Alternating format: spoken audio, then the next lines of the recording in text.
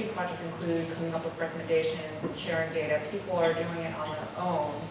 So for the next year, it's like really get more companies on board, get more data, and be able to share even more data on how to get to that point.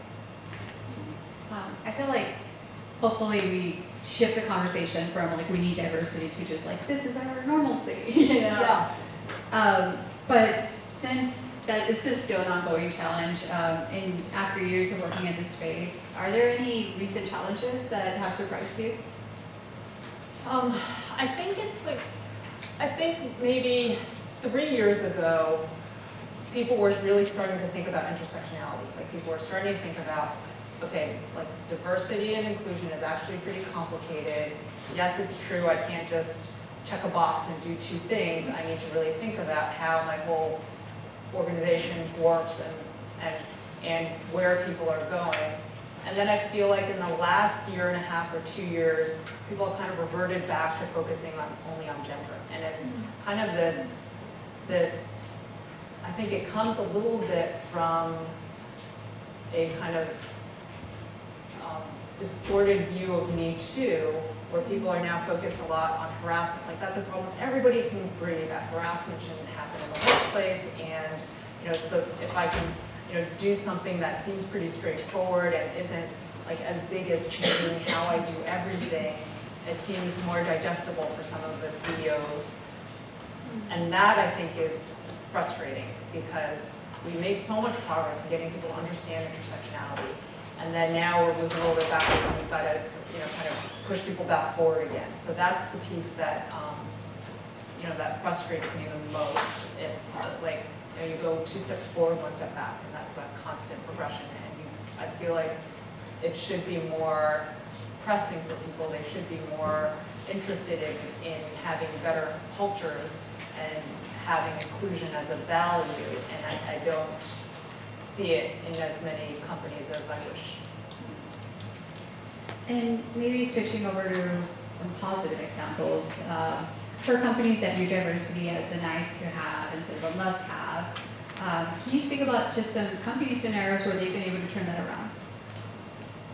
Yeah, I think it's like the companies we work with, it's a little bit less about turning things around than like they've been focused on it and it gets better. There is one startup I work with where the founders were friends in college. They hired like some of their college friends, so they ended up with, I think the first 5 or 6 employees were all white men. And the CEO at that point was like, oh, this was kind of a mistake, right? Like, we've got like this ping pong table thing on our website, it's all kind of growy, and this is not what I want.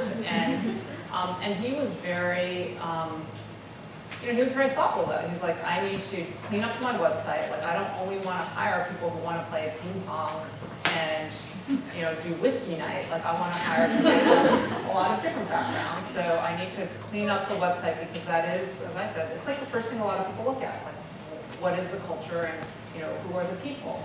And I can't, and he's like, I can't change the fact that I've got these employees who look like this and who are all, homogeneous, but I can really focus on like telling my recruiter, like, what if the next person, I want to see candidates who don't look like me, right? Like, so go out and stretch your Rolodex to find the people who don't look like me. And then also he realized himself, it's like, my friends are not only these white men. Like, I have like, however many connections on LinkedIn, and I need to go and dig deeper and not just pick like the 5 people that I was best friends with, but go in and I know I have friends who are women, I have friends who are black, I have friends who are Latinx. Like, I can go through and look through my own Rolodex, right? I don't need to depend on a recruiter, and I can have all of my employees do that too.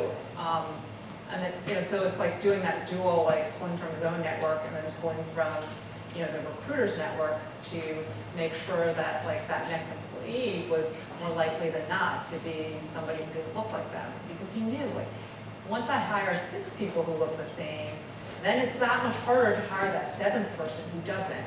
And if I'm up to like 8 or 9 people, like I'm doomed. And I've seen people where it's like 20 employees all looking the same, and they're doomed. Like like, nobody wants to join that company. Like, you know, it's homogeneous. And even people who look like them are like, this is not gonna be a successful company, or, you know, I think the students of today are a lot more attuned to, like, hey, we wanna have an environment that is fair and that has people from different groups and that isn't part of this structural inequity.